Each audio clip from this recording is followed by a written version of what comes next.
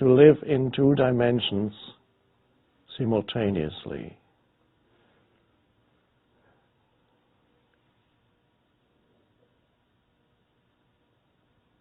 And then see what happens. You're practicing then every moment, and whatever situation that arises in your life becomes a practice for staying present within that situation, to feel the depths of who you are, the power of now, the power of consciousness as you deal with things.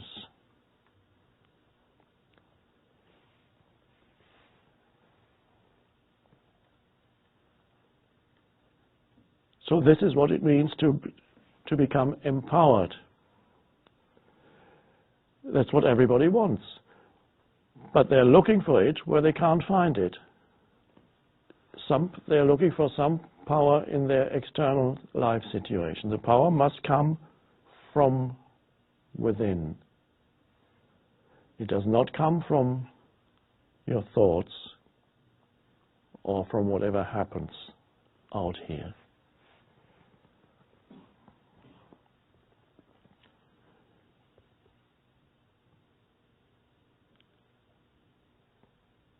So another way of putting this is, look at whatever limitations arise in your life. Let's say you're trapped somewhere in some unpleasant situation or place and you want to get out. Look at the situation. What is it that I can do? Or perhaps there's nothing you can do for right now. It's a beautiful thing to see at this present moment. There's nothing I can do. I can't even pick up the phone. It's Sunday today. I can't call anybody. Nobody's at work. There's nothing I can do except be with what is. Stay. The next day, action arises. Not losing yourself in the action. Another important thing, because it's very easy once you start to speak and to act, you totally lose yourself in that. You will get stressed. The slightest stress means you've lost yourself in your life situation again.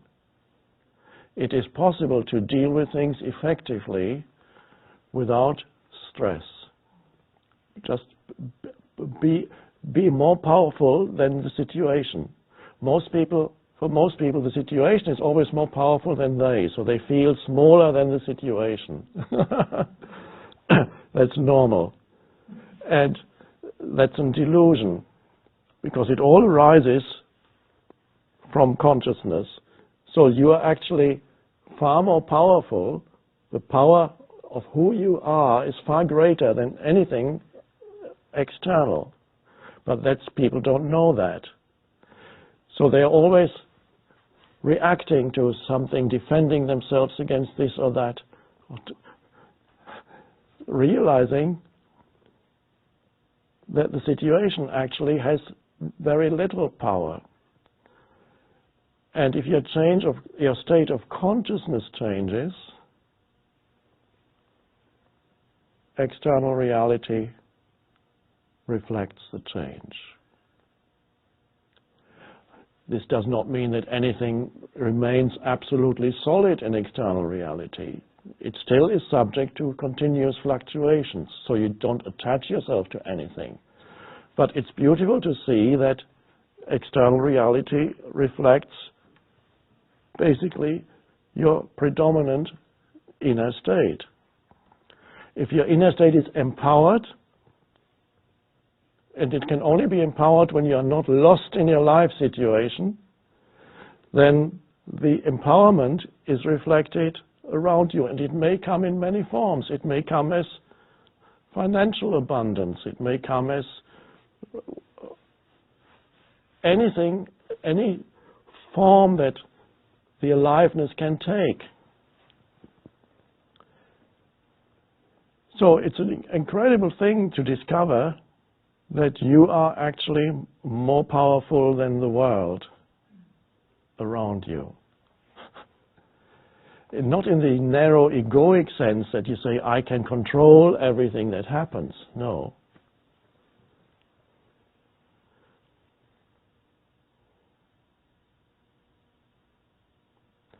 So this is a wonderful opportunity now to experiment with consciousness, with your life situation and your life. To find where is the life at this moment? Do you feel the aliveness of this moment?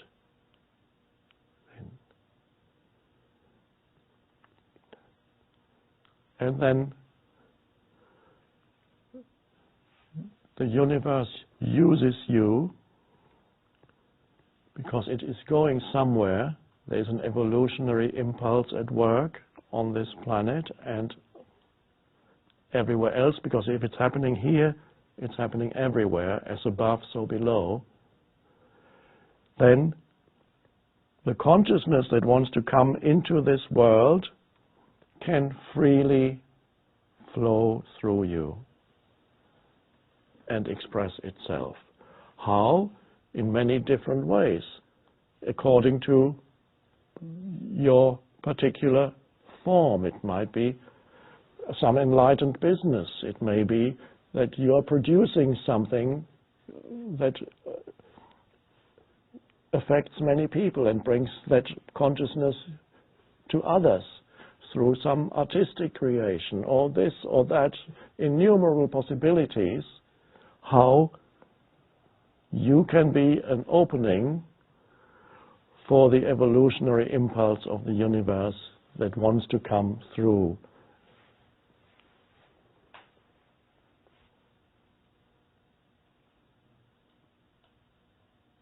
And then wherever you go, people will be affected by this transformed energy. You cannot not affect the world.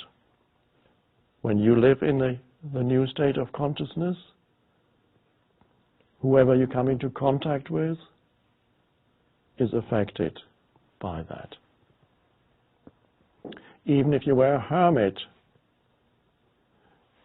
you would still affect the collective consciousness. If you are a frequency holder, as I call it, in a new earth, a frequency holder is somebody who is not very interested in going out into the world and changing the world or building up some huge, great organization to make the world a better place, or to create a great work of art, or to come up with some new discovery or write a great book. Not that there's anything wrong with these things. For some people, that is their life purpose. But there are some other people who are not drawn to that, who are content with remaining in a relatively small circle of influence, a little, maybe just contemplatives is the old word for those people. People who don't want to go out there and change the world. They just want to be present. And that's fine, because they hold the frequency of that state of consciousness. Because whatever state of consciousness you are in affects the totality of consciousness, is part of the totality of consciousness. So I was a frequency holder for a large part of my life, never very interested in going out into the world and achieving the great things. I was kind of happy being withdrawn, and until something came into my life and I felt there's more that I can do. That was a thought that came. I was doing little workshops with people, 10 people at a time, 15 people, for a number of years, giving talks in people's living rooms. And then it was fine. In many ways I felt happy being a semi-hermit and occasionally going out and doing little things. Happy not being famous. That was, never thought I would want to be famous. But then the thought came, I could do so much more in this world, but it doesn't seem to be happening. And one day I sat under an oak tree. You could call this, there's a question, later on we'll have some questions. Somebody is asking a question about divine discontent. Whether is that the question is, do you ever experience what might be called divine discontent? That is a discontent that leads to something very positive. And you could say that there was a moment that came at that time when I experienced a mild form of divine discontent, which simply is a sense of there's more than I can do, that I could do, but it's not happening. That's a mild form of divine discontent. It's not some unhappiness that says, oh, I have failed, I'm in my 40s, and what have I achieved? That's not divine discontent. That's just a form of normal unhappiness. With divine discontent, there is not some lot of mind activity around me and my life. There's just a sense of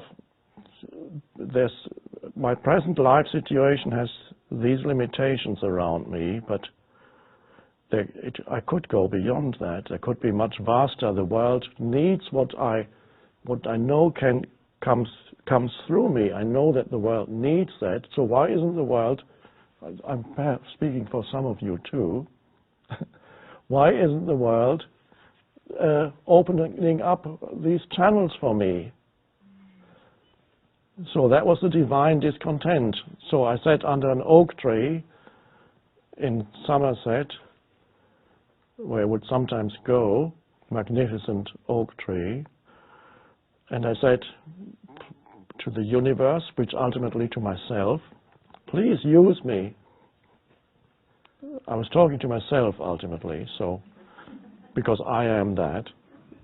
Please use me. I'm here.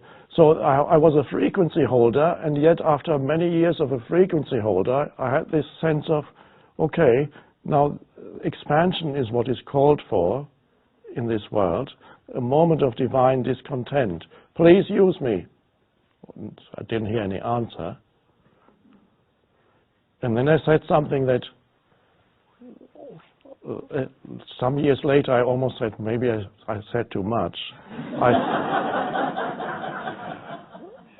I said, I want acceleration. Okay.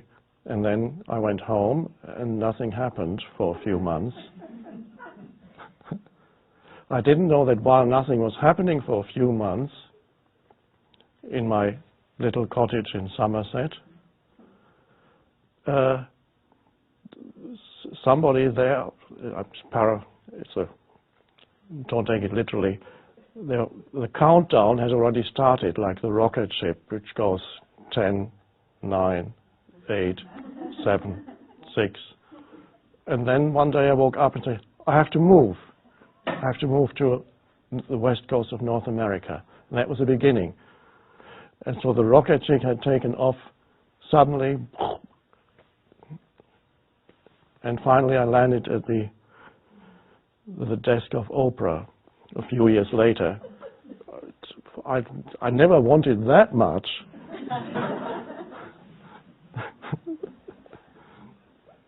It's too much. And then the lesson was to surrender to that. It wasn't too much. It was what was needed. If I'd been stuck to some previous idea that I had about how my life should unfold, then I would be saying, oh, I'm overwhelmed, it's too much. Well, this is surrender now to what is now, surrender to this enormous energy stream that's coming through. You asked for it, you said acceleration.